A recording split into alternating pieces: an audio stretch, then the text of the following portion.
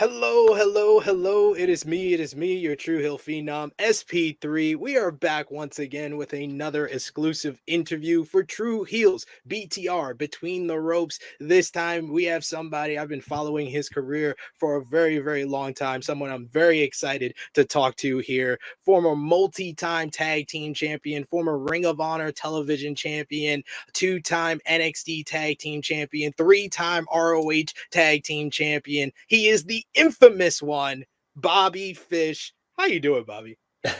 I'm doing good, man. Thank you for the introduction. And yeah, man, when I hear that back, it makes me think because like sometimes we don't always see ourselves the way others see us, right? And like I've always, like I see the tag team thing and I see but I've had a long career, so there's been a lot of a lot of time not tagging, but that's the stuff that I don't know. I'll put it this way: I hear that the tag team thing sometimes, and I'm like, "Who, me? What?" And then I hear like that list, and I'm like, "Oh, you know what? Yeah, you're pretty much yeah. I can see why people make that, or like say that, yeah." No, most definitely, man. Like I said, I've been following your career for a very long time. I was one of I used to call ourselves the ROH Hammerstein marks. So every Uh, show in New York at the Hammerstein Ballroom, I was there. I remember, first time seeing you live when you came into Ring of Honor back at, I think mm, it was like Final Battle 2012, all mhm, those years ago. So I've yeah, seen your career from like your start in Ring of Honor, but I know your yeah, career goes back so many years before that as well. But right now you have a lot going on. You're dealing. I've seen you kind of dabble in boxing, MMA yeah. world. You have your own podcast. Let's let the people know kind of what's up to speed on what's going on with you right now. Tell them about the Undisputed podcast and what you're Yeah. doing in this world right now. Yeah, the podcast's a big one right now. We keep making tweaks, and we're trying to fine tune it, polish it up. Having a blast doing it. Period. That I can say wholeheartedly. We just had Cole Cabana on, who he and I go way back, and he's just, man, talk about an OG. Yeah. Like just one of those guys. Like you brought up Ring of Honor, and I know, not to get off on a tangent because I tend to do that, but here we go. Now go on. I When I was coming up, I was one of DeVito's guys, and Cabana was working Ring of Honor at the time, so was DeVito, and like where I grew up in upstate New York, there's really no independents, and the independents that are up there are not good. So what I knew of pro wrestling was just WWF, NWA, which would later become WCW, just the stuff I grew up on. So when people were talking about indies, and like the first few I went to that were in Albany or somewhere close to it, it was like, I, like people sitting in the locker room who I thought were like the janitor. Not that I have anything against the janitor, but then I go to the ring and it's like, oh no, that's your opponent. Like it was bad. My introduction to Ring of Honor at that time was like, okay, well, from the production value, I could see that it was an independent, little bit better, but still, they didn't have the budget, right? But Yeah. then I see guys like Cabana, and I see guys like Low Key. Like Cabana and I talked about how good Low Key was, and just the grace with which he does our business, and even Cabana, who, I come from a football background. I see Cabana, he looks like a guy I play college football with. And then he does an acai moonsault. I'm like, what the? So that being the introduction for me really to like indies that were, um, full of like, savages. And, No. and prior to that, I went to the indies and I just felt like no pun intended, but a fish out of water, because I felt like, man, I'm an athlete. These guys, I didn't feel like I was in a locker room of my peers. I felt like I don't fit here. No, but you kind of had like a kind of a slow build to getting into, the prominent promotion like Ring of Very slow. Honor. Uh, Very like slow. doing my research, Yeah. I'm learning Yeah. more about you, and you kind of mentioned it there that you had like a football background. So, kind of what Yeah. made you enter this crazy world of becoming a professional wrestler when starting off in your football background and then Yeah. going into professional wrestling?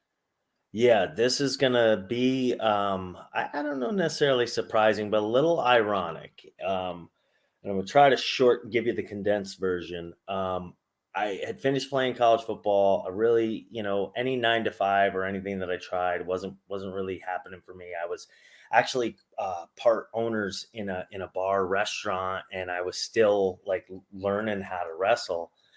And prior to that, I had taken this marketing job, and on the road, um, the people I was with, I had just met, and I was in an FYE. I don't know if they even exist anymore, but I was in an FYE, and I saw Pure Dynamite, the autobiography of the Dynamite Kid. And when I was a kid, he was one of my favorites. However, without the internet and all that stuff, when he disappeared from WWE TV, like I had no idea that he went back to Stampede because that's where he was, working previous and discovered.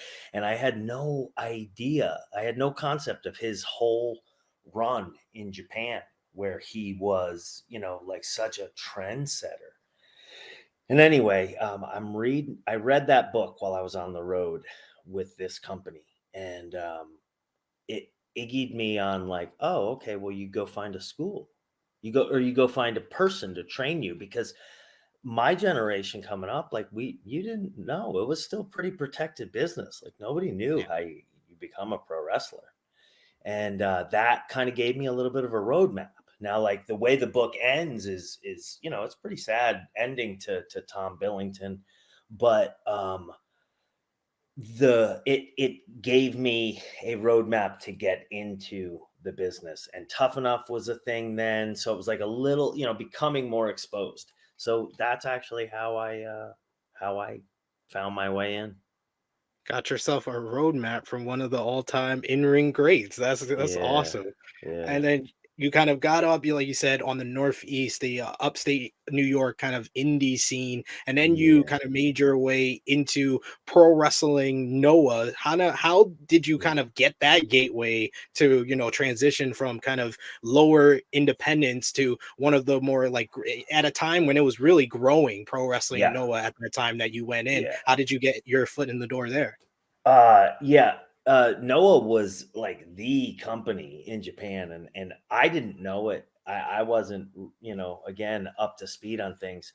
But you're in the midst of that grind. You're working indies, and you're going to. They have these camps and things, and seminars, and like, yeah, people are making money, but sometimes you got to gamble. You got to take chances. And I thought like, yeah, I'm pretty good at this, but like, I don't have connections to get to Japan or anything, and I'm not, even getting a sniff at WWE at the time. Not that I can remember, but anyway, I went to Harley Race Camp, and Harley, so like I said, definitely somebody's making money on these, but there are opportunities if you got potential. So the one that I was at, Kenny Omega, it was Kenny Omega was there. I was there. Actually, Kenny and I were roommates. Tyson and Really? I, yeah, we roommates. We were roommates in the hotel that week, and so WWE was there for a couple days. Noah was there all week. So you're just trying to do your thing, and WWE had nice things to say, but they weren't that interested in me. They were Kenny. Kenny got signed out of that one, I believe.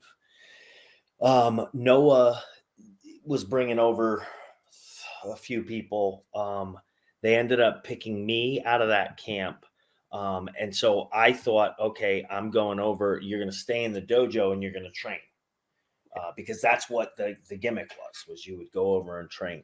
And it was a 6 month, I think, or 3 month stay.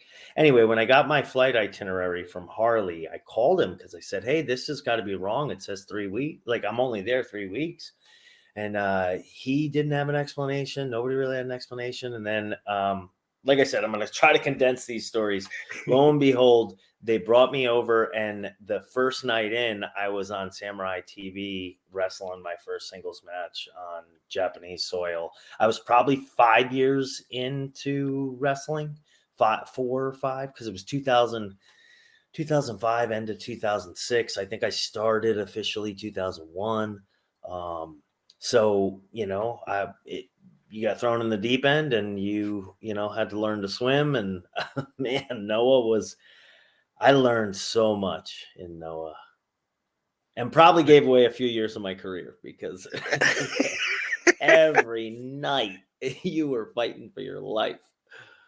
You went in like in a time where you had like Kenta and Marufuji were Oh on gosh, their way up. I know. yep. Believe at that time Kenta Kobashi was still with Noah and Masawa. Yeah, I had the honor of being beaten up by Masawa and Kobashi numerous times. And towards the end of time there, like they started to, I could get a little offense in here and there, which to me was the nod of approval, which meant everything to me. Yeah, what a Yeah. great experience. And like you said, you started in like 2001. And like I started how Mhm. this interview started, I discovered you when you came to Ring of Honor in 2012. Kind of how did you get your foot in the door with Ring of Honor? I know you had worked with a couple of the guys that were over in Pro Mhm. Wrestling Noah that were in Ring of Honor at that time, like Eddie Edwards. But Yep. what brought you into Ring of Honor, and how did your pairing with Kyle O'Reilly, which I'm very rare in this wrestling world, and I've watched a lot of wrestling. I'm 35 after just a couple of weeks ago, and I've watched like 30 plus years of professional wrestling, and I Sure. don't remember two guys that were paired up together, and instantly you saw the connection and the chemistry like you and Kyle O'Reilly. So tell us how that tag team formed when you came over to Ring of Honor. Yeah. I mean, I take that as a high compliment, but I will follow that with we felt it too, which it was weird.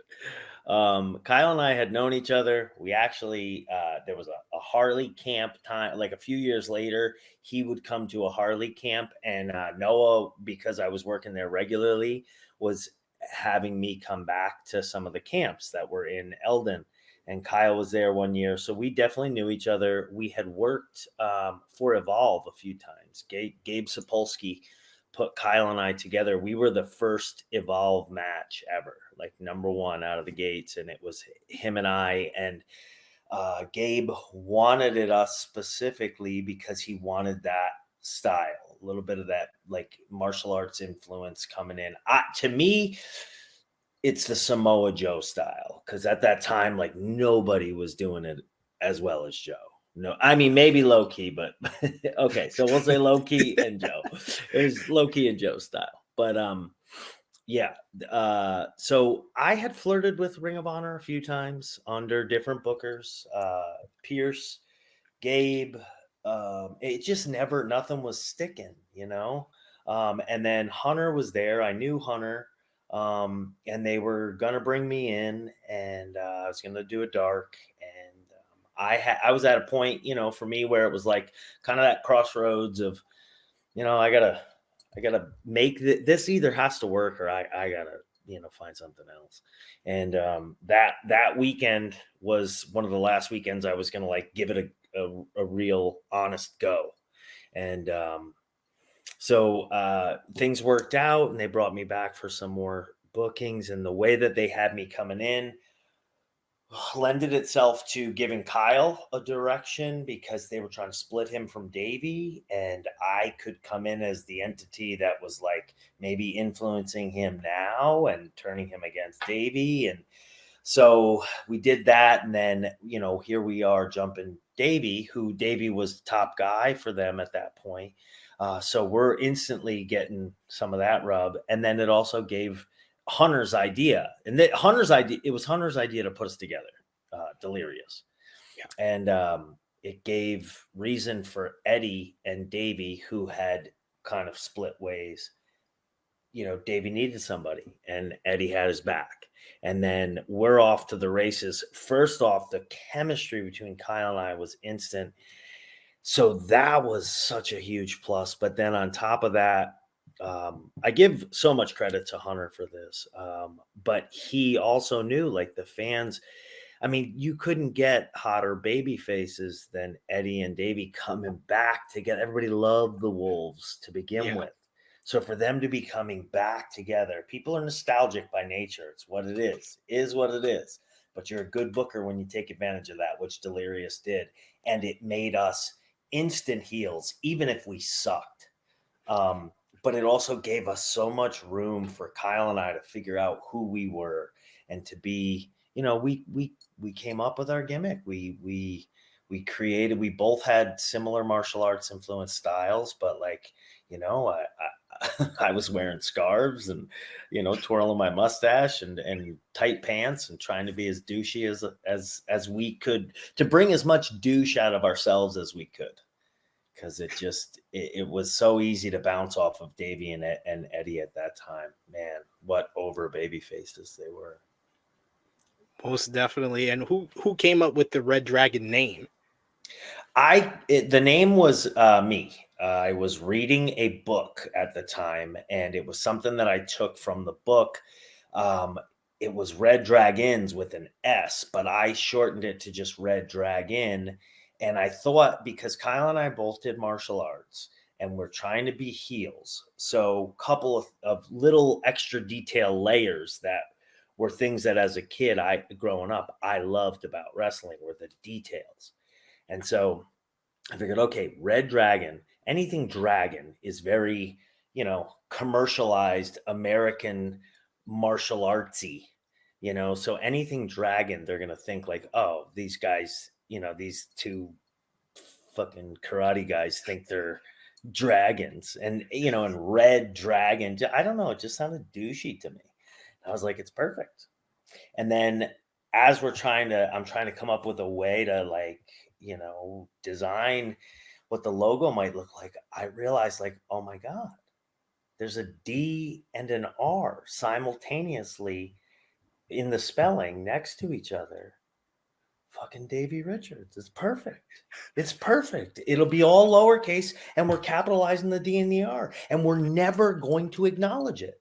We're never, ever going to say that that's what it is. Let people come to their own conclusion. That was my next question, was why was the D and R? I mean, that's truly what it was. Because the way we were coming into things was through a feud with Davey Richards, and it was Kyle's bone to pick with Davey Richards. So it was kind of like that shot at Davey, and it put, and I think it was putting some heat and some steam on the thing, unspoken, but with Ring of Honor fans, between me and Davey, gave us a bone of contention because, here I kind of, influenced his guy to, further get away from him. So yeah, I mean, it was just fun to, like, layer in those details. Just so much fun. And so much success with that rivalry with the American Wolves, and then winning the ROH World Tag Team Championships against one of the greatest tag teams, the greatest tag team in Ring of Honor history, the Briscoe brothers. Like, tell us kind of how that was, being in the ring with them, and then of course most recently we lost Jay Briscoe earlier this year. Tell us kind of your emotions finding that out this year too. Yeah, I mean, the Briscoes guys that coming into Ring of Honor way back when I was just cutting my teeth and wasn't, definitely wasn't even getting dark matches or anything, just setting up chairs and, driving back with DeVito. The Briscoes, you couldn't help but notice them. And then they would go on to just have this epic career and with that same company, and they were integral to the growth of that company, and they grew up in that company. So, like, the accolades go on and on, but more than that, like, they were just a like a, a pleasure to work with. You know, they were that I got into pro wrestling not to dance. You know, I've been an athlete since I was 8 years old. I got into Taekwondo at 8 and have always done martial arts, played football, played lacrosse. Like, you know, I've been banging my head into things and other people for most of my life. So I can probably explain some things, but wrestling was going to be a continuation of that for me. Like I didn't get into wrestling because, oh, well, it's entertainment and I don't want to get hit. And no, I want to get hit. Hit me. I'm going to hit you. So you might as well hit me, you know? And that's the kind of guys that Mark still is. And the guy that Jay always was. Like, there was no daylight. He was bringing it. It felt like a fight and it looked like a fight. And the intent was not to injure anybody. Everybody was professional, but man, you knew you were going to be sore when you were working the Briscoes, and they brought it every time, never disappointed. And for us to take, so we already got the rub from Eddie and Davey, and then we take the titles. That's more rub. But you got us taking the titles from the Briscoes. I mean, I can't. Hunter really set us up for success. Delirious really set Kyle and I up for success. So to that, for that, I will eternally be grateful to the man. Of course, for sure, man. Just so much success early on in that career. And I feel like you guys were kind of at the centerpiece of like a new kind of like rebirth in age of popularity for Ring of Honor. Just a couple of years later when you got into a rivalry with the Young Bucks. And this was Yeah. a time where, you know, you had the partnership with New Japan. Yep. You guys were able to go to New Japan and feud with the Young Bucks over the IWGP Junior Heavyweight Championship as well. Tell us how kind of like, because you kind of had talked about how your style is more, you know, martial arts based and all your Taekwondo background. Same thing with Kyle O'Reilly. And then you're versing, you know, the guys that are known for super kicks and high flying. Kind of what was kind of your mindset going in, and how do you look back on that rivalry that you guys had in Ring of Honor and New Japan? Yeah. So the Bucks at that time, you couldn't not know who the Bucks were. And on the come up, like I knew of them. We knew each other in passing, but you know, and they were. There's actually a Ring of Honor match back in the not Direct TV, but the company before Sinclair. Pierce had them, but there's a dark somewhere in Ring of Honor on the maybe on a VHS tape somewhere. It's the Bucks versus me and Silas Young, and it was a dark. And so, you know, like we were familiar with each other, but not as familiar as we would become. And we were oil and water. I mean, you know, in the ring, total opposites. Kyle and I, there wasn't a lot of daylight. You know, the Bucks did a very different sort of pro wrestling. But the first time we got in the ring, like it just complemented each other so well. And you don't necessarily know that's going to be the case, but it just every time after that, it just got better and better. And then New Japan inquired about Kyle and I coming over there. And I had experience in Japan, obviously, with Noah, but, would be going to work for a new company. This was Kyle's first time going to Japan. So, and it was one of those bucket list things, I think, for Kyle's career. Like, of course, he wanted to go to Japan. A lot of us did.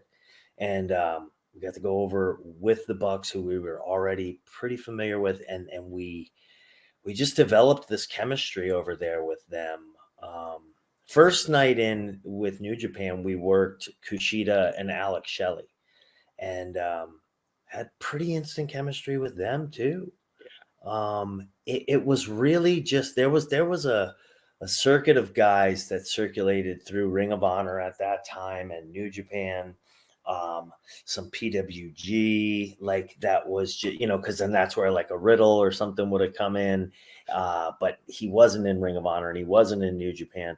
So I'd say between those three companies, man, it was just it was the critically acclaimed stuff. It was the underground stuff. It was the stuff that the artists would look at and be like, yeah, that's the good stuff. Like, yeah, there's this other stuff, but that's the stuff. And man, there were just so many performers, Trent Beretta, and just people that, that not necessarily uh, on USA Network on Monday nights at that time, but they, we were doing some good stuff, man. It was awesome. And the Bucks were part of that. We were part of that. I mean, the Bucks were more than a part of it. We were so married to them in New Japan. We became very close with Matt and Nick outside the ring. They're family guys. I wasn't a Christian at the time. I'm a Christian now. But I remember the conversations with them, and their faith was always remarkable to me. And them just being family guys and that stuff. So yeah, it was cherished memories for sure. And just going over and remembering all those great matches you guys had in Ring Yeah. of Honor, and then you got to cross paths again in AEW. So I want to bring that up, but Okay. before all of that, you end off your Ring of Honor career kind of on your own as ROH World Television Champion, have that great rivalry with Roderick Strong, and then Yeah. immediately go over to WWE and NXT, and it's kind of the same familiar faces already there. Kyle had Yeah. just came over, Roddy was already there, Adam Cole was on his way there. Kind of how was that transition from, ending off your Ring of Honor run as a singles competitor, and then how you got into WWE starting off with NXT? It's really interesting. They, Hunter had the plan for Cole and Kyle to end up at in New York. I forgot what the name of the end of the year one was. Or every year with Ring of Honor. What is it? Final Manhattan battle. Mayhem? Final Final battle. Battle. Yeah. Yeah. Jesus, could it be any more obvious? But he had to start that because Hunter was a guy that planned long term and he was good at it. So that had to start, and it had to start months before. So he had kind of started that, and it was pulling Kyle and I away from each other, but not pulling us away like we're not friendly and we're not team anymore. We're just not teaming right now. And it kind of worked because New Japan still had us teaming. But then things built between him and Adam. And part of the way that we did that was something happened with he and Adam. I don't remember exactly what it was, but they, in a detour along the road to getting there, Kyle and I looked aligned with Cole. Somehow it happened. And I remember it was just a house show, and it was the three of us in the ring, and however it played out, it wasn't going to be buttoned up for another few weeks. So it was just the reaction in the house that night. And when three of us stood in the ring, like, we noticed something. It was like, whoo. And so I had this light bulb go off and was like, I'll just at least throw it out there. So I had mentioned to the office, or maybe Hunter direct, I don't remember, but like, hey, what if we give this a name? And then if for no other reason, we just run it for a few more weeks than you had planned, and we just sell some t-shirts maybe. Because I think, and then when it does turn, it'll have even more, behind it. But in his defense, Hunter had this plan for like, and I don't blame him for not, you know, not going that way. He had his plan, but it's ironic that was kind of a bump in the road. And then anyway, things go the way they go, and Cole's got interest coming from NXT, and all of our contracts were up, and Kyle had interest, and then there was interest in me, and there was talk of, potentially coaching down the road, but coming in as a performer to begin with. And yeah, just conversation went, if somebody had said to me all those years ago, when I was working in Noah and stuff, because at that time, WWE's prototypical, person was at least 6 foot and probably shouldn't be north of 30 years old. So if somebody had said to me at that time on the come up, like, yeah, you'll get to WWE, you'll have a run there, blah, blah, blah, to be successful to this, whatever. But you're not, you're going to be 41 when it happens. I'd have been like, you're smoking crack. So yeah, it's never happening. Not like that. But that's exactly what happened. Um, yeah, I mean, I just think timing is everything, and it for me it confirmed like what my father had um, kind of pressed on me growing up, like just keep going, just keep one foot in front of the other, and just keep um, persistence and perseverance, and like sometimes it's not who's the best, but who can eat the most shit and still smile, and Very true. Yeah. yeah, yeah. And like I said, I was one of those Ring of Honor Hammerstein guys. So I was actually there as well when the Undisputed Era formed at Takeover Brooklyn in Oh 2017. shit, So okay. yeah, like to be Yeah, there and see you like come into Ring of Honor in yeah. 2012 and then see all you guys come together. But I did not know that they kind of had y'all like in the ring together in Ring of Honor, and then coming into NXT and then forming that. Kind of whose idea was it to kind of put you guys together, and then how was kind of Undisputed Era like came to be? Yeah, nobody really knows because it was so quick, that little brief detour in Ring of Honor. And the only one that made any real like thing of it was me to Hunter, just thinking if we could, Yeah. yeah, literally, I'm just thinking of like a little bit of merch money. Let's sell some t-shirts. And I don't know. I don't know if somebody else saw that or what the situation was, but when we came into NXT, um, Kyle and I we were thinking that they'll probably tag us, but we didn't know because I came in. Roddy was already there, so he wasn't even a thing at that time. He would be later, Yeah. but it was just like, oh yeah, we're gonna be back in the same locker room with Rod. Like that's awesome because we were literally four great friends.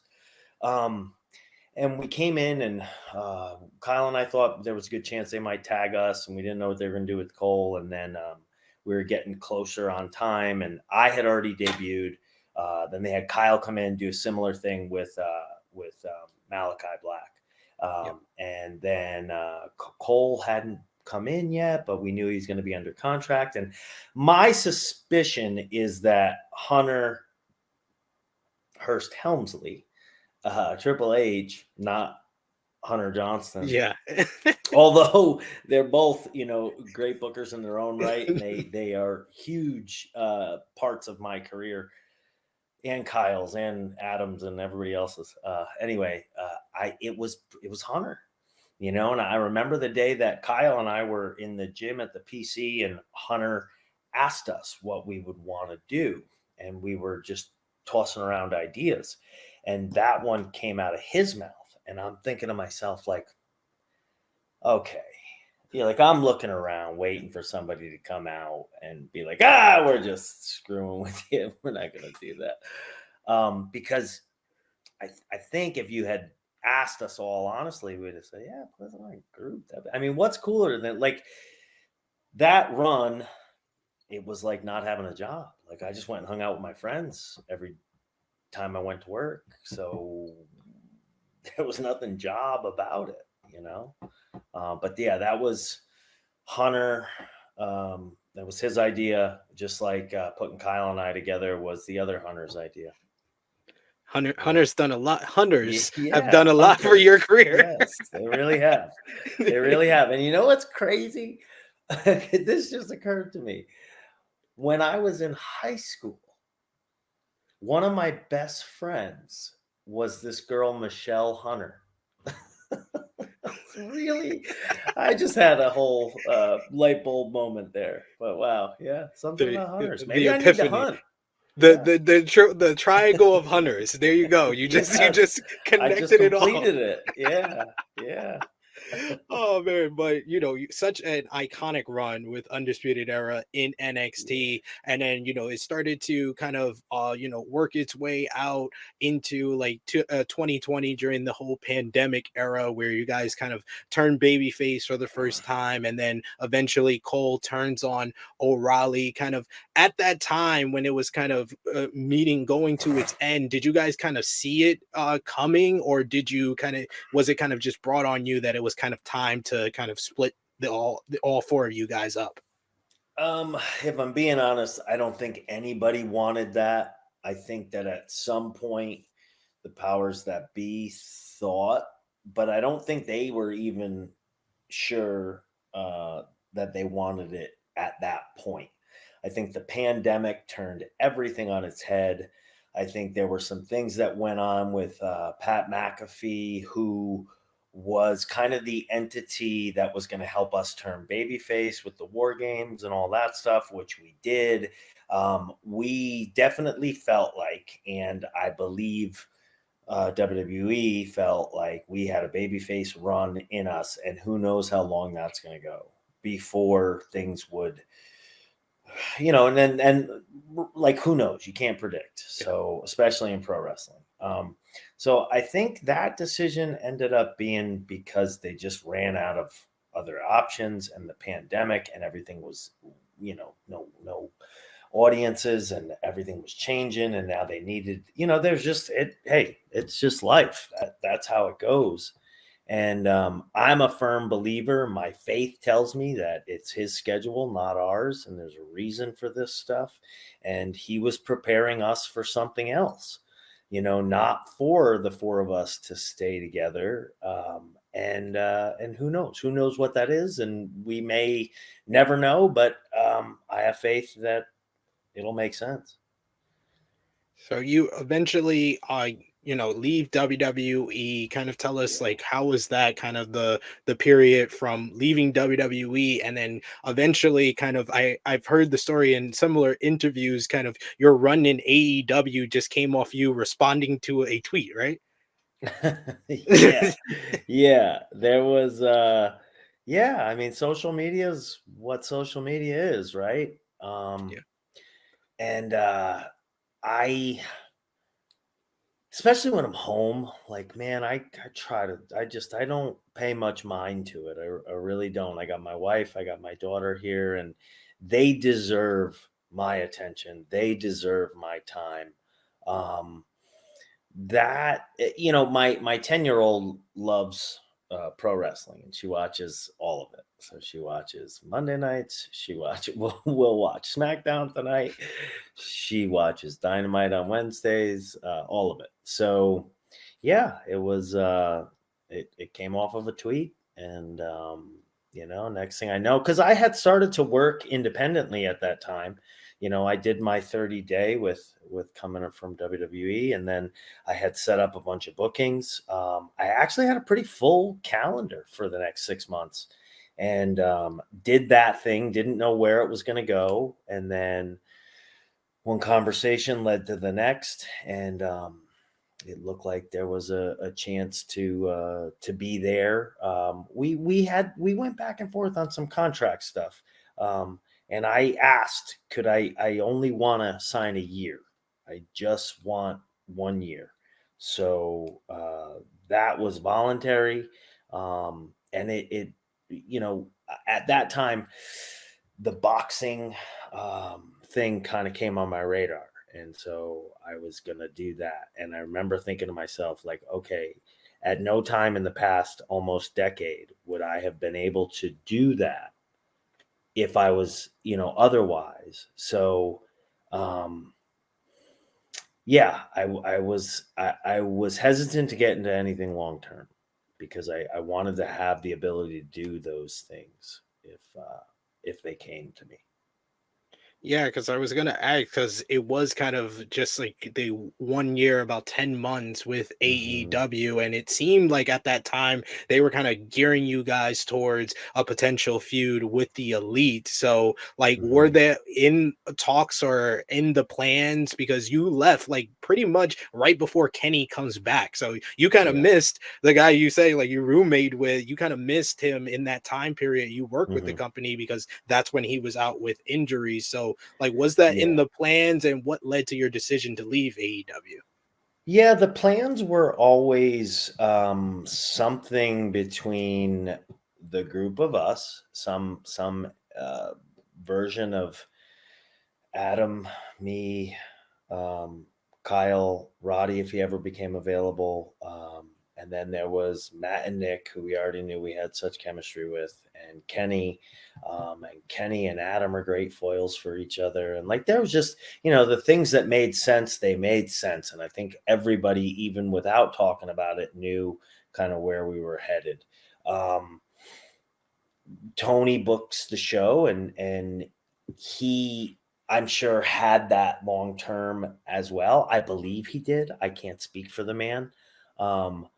But things happen, variables get in the way, and sometimes, I mean, pro wrestling, sometimes things don't work out the way that you uh, plan, and a booker has to roll with those punches, especially.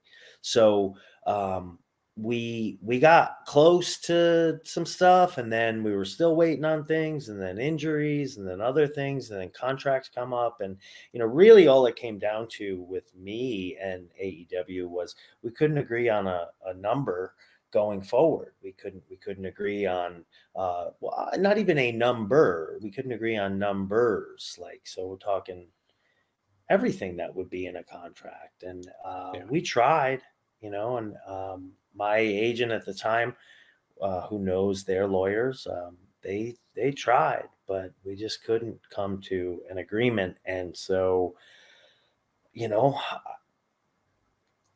I don't overvalue myself, but I do value myself. And I'm not gonna be I'm not going to shortchange myself. So other people can, but I'm not going to devalue myself. And that's kind of where we were. So, yeah, I walked.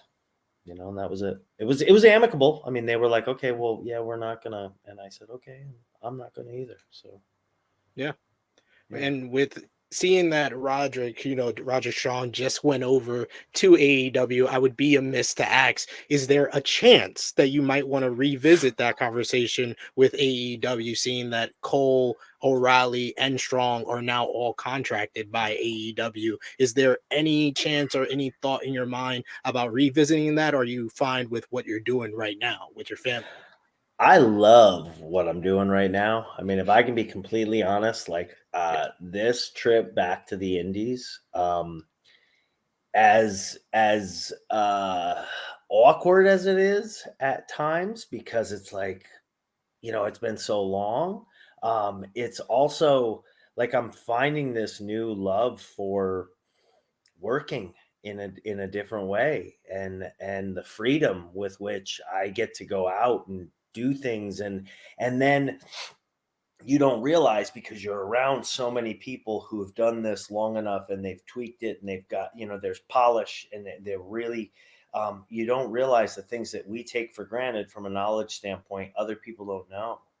And so, like, I'm getting an opportunity to help pass on some of this to people that I work with, or I talk to, or if I do a seminar or whatever it is. So, I mean, I can't put it over enough how much I'm enjoying that. And that's something, I mean, this is a pretty selfish business. So, like, you never really think that that's going to float your boat. So, when it started to, I was like, wait, what is happening? What is this kumbaya shit? But, like, yeah, man, I really kind of love giving back, and, like, saying something or pointing something out to somebody on one of these shows and watching the light bulb go off for them.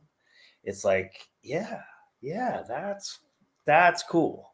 That's cool, because I know that I had so many of those moments myself in my journey, you know.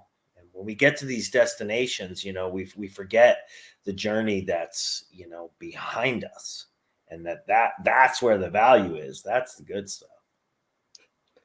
Absolutely. And thank you so much for your time. I got a little bit extra time because I lost track of time because I was Oh, that's having all such a good right. That's time all kind right. of talking about everything with you. So one final question, because we kind of went over your whole career here. Please let us know kind of in your mind what's kind of your proudest moments from your whole entire career.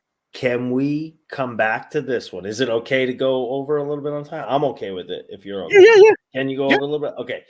I just want to go back before we'll come back to this one. But when we talked about taking the Ring of Honor titles off the Briscoes, I never really got into the stuff with Mark and Jay, and I just wanted to revisit. Like, I mean, obviously, and I'm not going to bring things down, you know, but I want to go back to it because the thing that has inspired me the most with the whole tragedy with Jay has been the faith of the Pugh family.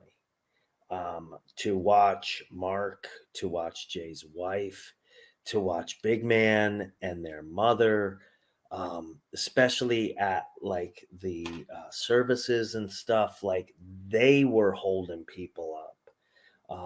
And I've heard recounted Jamin's faith, which I know he and I had some conversations on the road about that. And I wasn't in the same place I am today. I'd love to have a conversation with Jamin today with where I am as far as faith goes. But to see the the faith that Mark has is, and he walks it out. He doesn't just talk about it. I mean, he literally walks it out. And if you go back to watch him and Jay Lethal on Dynamite, like you'll see examples of it there. And, you know, if you were at the services, you can recount seeing it there. I mean, Mark is just, I can't get over the faith of that family. It's just truly inspiring. And I mean, talk about Hall of Fame careers. Like if those guys aren't in the Hall of Fame somewhere at some point, like I don't want to be in that Hall of Fame. You know, nobody's saying I'm going to the Hall of Fame, but you know, You deserve, you know what man. I'm We saying. we we've been over You it, know what I'm man. You saying. deserve it because, Yeah, like I said, I've seen a lot of your career, and this was why it was an honor to kind of speak to you. I So I'm glad appreciate it. you kind of touched on the Jamin's faith and Jay Briscoe being such. I that was one of the rare times when a wrestler passed away that being a fan. I cried because I Yeah, remember all the moments meeting I him, get all the it, moments sir. watching him wrestle. Like I it get got it. to me. He was realest of the real, you know? Like I don't think he could be fake if he, you know, if you said, "Listen, Jamin, I need you to be something you're not for a week and I'm going to, you know, set you and your family up with money for life." Like I don't think he could pull it off. I think he would have tried because his family meant everything to him, but I don't think he would have been successful. Like he was just who he was, and what you see is what you get. And he was a beautiful person. Um, and there's some of Jamin and Mark. I don't know if Mark knows it or not, but it's there, and you see it, and it's nice to see because it makes you realize that Mark's faith is hard to argue with. It's really hard to argue with. 100% agree with you Yeah. there. So, like I said, I want to cap off this interview to Yes, kind of sir. just Let's get in back your there. mind, in Yep. your mind, what is kind of your proudest moment of your whole entire story career? Um, it's hard to narrow it down to one. Um, I think that NXT run, because it was with my three best friends, that'll always be special. Working in New Japan will always be special. The rivalry with the Young Bucks, the chemistry between me and Kyle. I'm gonna boil it down to this we were kind of, and there's great ones too, like with the war games and stuff. Such, incredible memories for me. But I think one of my prouder moments, it was Takeover Philadelphia, and Kyle and I believe we led off the pay-per-view. We wrestled AOP, and being a kid that was such a fan of the NWA, and I was always very drawn to tag team wrestling, and I realized at some point, a lot of these matches are Arn and Tully are on the other side, but I generally liked the team that they were wrestling. And it wasn't until I started doing this that I realized, it's because I actually was drawn to Arn and Tully because of so much sleight of hand and all the stuff they were doing.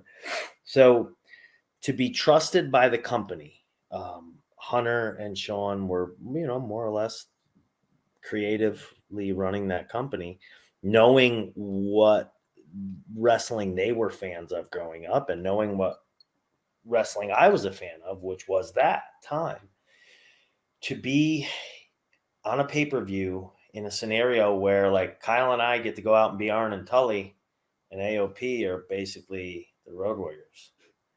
And they, they were AOP, they were a little bit green at the time, but talk about potential and talk about just talent up the wazoo and impressive. And then, the kid just cap it all off to look outside the ring and Paul Ellering is standing there. Come on. Just one of those moments where I had to remind myself, this is your life. This is, this is happening. Became your heroes in a moment right there. Yeah, truly. Got to step right into, because we've done that as children, right? You're playing, whether it's war or, cops and robbers or whatever it is. Like my friends, it's always conflict, right? There's always conflict. It's always good versus evil. And that's what pro wrestling is at the end of the day. It's a morality play. And that's what drew us all into it. And we got to be the brainbusters, Arn and Tully. I don't know who's who. I guess because out of me and Kyle, I'm probably the chubbier of the two. I guess I'd be Arn. I don't know.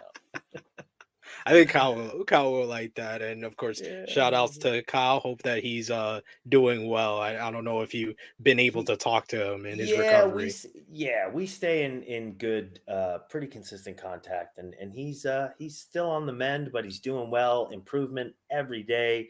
He's got he and his wife Erica. They got their first daughter. So you can relate to, they are. She is keeping them on their toes. And I know it helps. It just, how could it not? Just helps Kyle, period. But he's doing good. He's doing really, really good. That's awesome to hear. And thank you so much once again for all your time. Please let the people know watching this interview where they can find you on social media, where they can find the Undisputed podcast. And most of all, I know there's a lot of people out there that want to see you wrestle. So any independent shows that they could see you wrestle, any seminars where they can learn from you as well, please let the people know. Yeah. Okay. So the Undisputed podcast, we are with the Premier Network. So the video is available on the Premier Network. I believe some of you would be familiar with the Premier Network. Freddie Prinze Jr. is now in the mix here, and there's a lot of exciting stuff going on there. Ted DiBiase's podcast is going to be on there, RVD. BobbyFishApparel.com is my store. We have some new podcast merchandise up there that just hit maybe last week. So you can definitely go there as well. We have a YouTube page for the podcast. We have a TikTok. I'm not really sure what they are. Show my age a little bit here. I'm going to have the producer, the editor. He's going to put it in. He'll put it in. Okay. As far as socials, the Bobby Fish on both Twitter and Instagram. And I will be this weekend, wrestling in Orlando tomorrow, actually, for Atomic Legacy Wrestling. That's tomorrow night. Next weekend, I will be in Tijuana, Mexico for Crash. And Saturday, I will be in Cincinnati, Ohio for Tri-State Wrestling. And you're not going to want to miss that one. Not that you're going to want to miss any of them, but I'm wrestling Matt Cross, which I am so looking forward to. I mean, talk about he's one of the OGs too. Yeah. He is one of the OGs. And I remember like one of the first wrestling video games, the Backyard Wrestling one and M-Dog 20, Matt Cross. So like, yeah, it's just cool. All this stuff's just coming full circle. And I love my life, man. I really do. You are blessed in many different ways. So thank you Yeah, so yeah. much, Bobby. I appreciate your time. I appreciate getting to know you too, through the sir. interview beforehand as well. Thank you so much. My pleasure, sir. Anytime. This has been Tru Heels BTR Between the Ropes with Bobby Fish. It is me, your Tru Heel Phenom SP3. Like this video, share with your friends, comment down below, tell us what you think, and we will see you next time.